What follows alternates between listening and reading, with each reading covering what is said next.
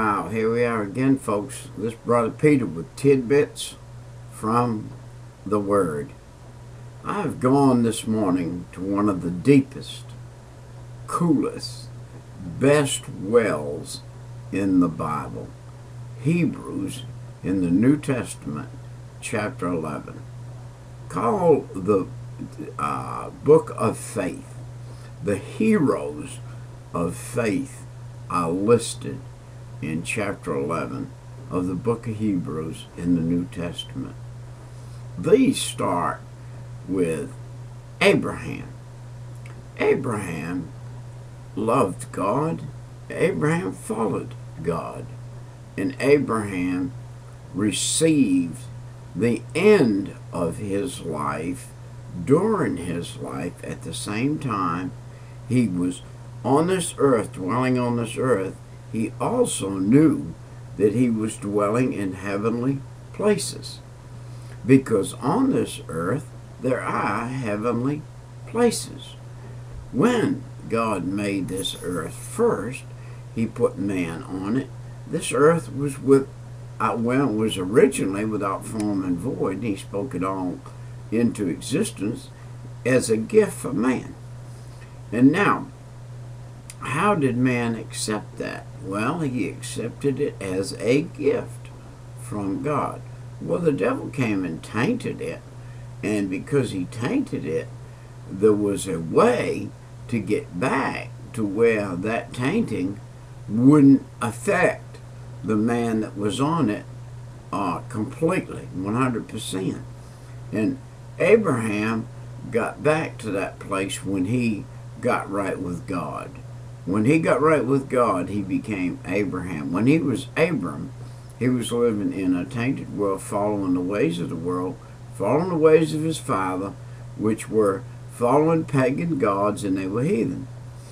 But one day, God brought him to the realization that God was real.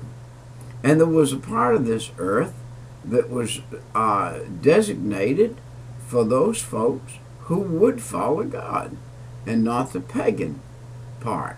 And he said, get you out of this land, the land where your father is. Walk away from it. Leave it, is what he said. The very same thing he tells us when we get saved. I'm Brother Peter, and I said, Lord, one day, 1972, forgive me of my sin, come in my heart, and save my soul. Do you know my feet stayed on the very same ground, in the very same area where I was living for the devil and living on the devil's ground? And when the next step that I took after I asked Jesus to forgive me of my sin and save my soul, I was standing in the kingdom of God. I was standing on holy ground. The ground that I put my foot became holy ground. It was like a patch of real fine dust, and you step in it and it goes poof and it goes away. And that's the way it was. After that, after I got saved, the ground that I started walking on became holy ground. It became God's ground, the ground that God put me on and made me walk on, and that was where the Lord wanted me to be. Well, where was that ground, Brother Peter? That ground was the same ground I walked on in a heathen way. And as I walked on it in a heathen way, it was the devil's ground. But the Lord took it back from the devil. And the Lord took the ground back from the devil when the second Adam, Jesus Christ, came and died on the cross for us. The Lord sanctified the places on this earth where his people are and where his people walk and what they do.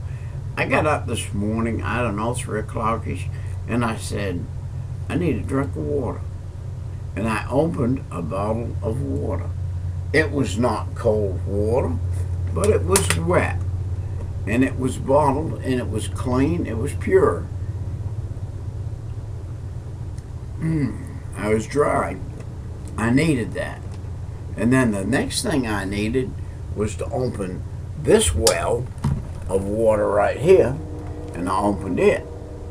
And I got in here, and I found out that by faith, this is where the answers are for you and I. And that faith can become substance while we're on this earth right now. The substance being that it wipes away all doubt, this book does. Drinking from this well wipes away all doubt that God is God and that He is on the throne and that He does come and He does save people. It said, by faith, Abel was offered a more excellent sacrifice than Cain. You remember the first two boys, Cain and Abel. Their mother and father had taught them that they needed to sacrifice at a certain time in life. It came the time of sacrifice, and Abel brought his little lamb. God does not require but 10%. 10%. You be faithful, and your 10%.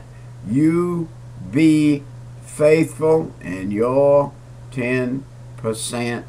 God will make the well that you drink from deep and cold.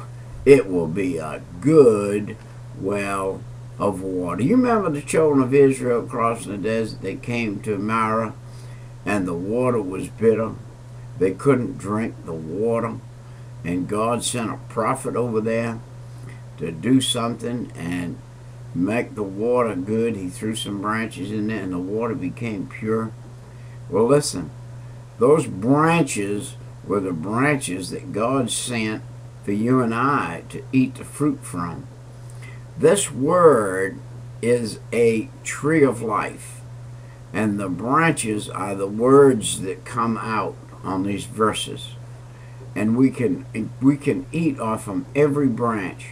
Every branch, you know, the Bible said that in heaven there's going to be 12 manner of trees along there, and they're going to yield 12 manner of fruit. And every day you're going to be able to come by, and if you want to pick from a tree and eat that fruit. And do you want to know something? We can do that now. We can do it now. The trees are here. All we got to do is get to them. Here they are right here. They're in this book. The branches are there. The leaves are there. The leaves are for healing. The leaves are for healing. Do you ever think about it? What are these called? These pages that we got right here. What are they called? What did the old timers call these? They called them leaves, didn't they? The leaves of the book. The pages of the book. They're here for us, for you and I today. Look, here's Abel. He was offered the proper gift. And then Enoch. Enoch was a man that walked with God, and God translated him, just took him up, just took him on to heaven. He said, Enoch, you and I, we're going to sit down, we're going to talk 1,000 years or 2 or 3 or 4 here. And I'm going to send you back down one day maybe to do a little something. And then verse 6 says, but without faith, this is chapter 11 of Hebrews now, it says, but without faith it is impossible to please him. For he that cometh to God must believe that he is, and that he is a rewarder of them that diligently seek him. You must diligently seek the Lord. You must diligently seek the Lord. You want your faith to grow? You want your life to grow? You want your life to be good? Diligently seek the Lord. First thing is salvation. Second thing is baptism. Third thing, tithing 10% of every single solitary dime that you bring in. 1 penny goes to the Lord. Every dollar you bring in, 1 dime goes to the Lord. This is the first principle of saying, I believe you, God. I believe what you're saying, God.